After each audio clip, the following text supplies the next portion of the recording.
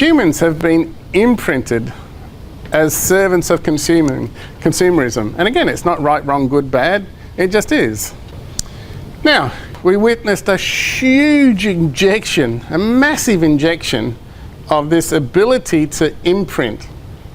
And that massive injection really came out of understanding some of the discoveries of the work of Sigmund Freud.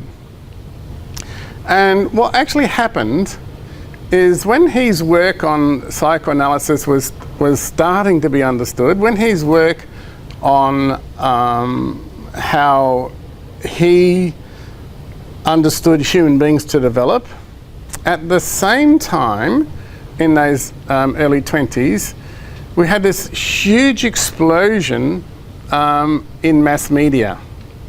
You know, radio, then soon to be TV. Those two things really did enable a massive injection of that social engineering. But the biggest levels of social engineering during that time was to turn workers into consumers. That was the first part. The second part was to get those consumers to over-consume. And what I mean by that is that you spend all the money that you earn, and then you can get stuff on credit or debt or borrowings or whatever. So they had a massive injection. So Freud discovered really powerful psychological and emotional forces that are hidden deep within all human beings. In fact, the guy at the other end on the right-hand side is Carl Jung. So Jung was a student of Freud's until they decided to part company at some stage. Now, his discoveries in the early 1900s really enabled him to start advancing new theories on human development. Now, because of those new theories, very powerful and very influential people began to understand what Freud was saying. Basically, Freud was rejected by the old establishment within Europe.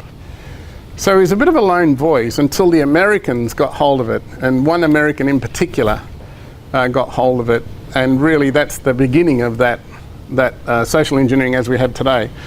But with his new understandings, those powerful, influential people began to devise ways to exploit people for their own commercial or for their own financial benefits.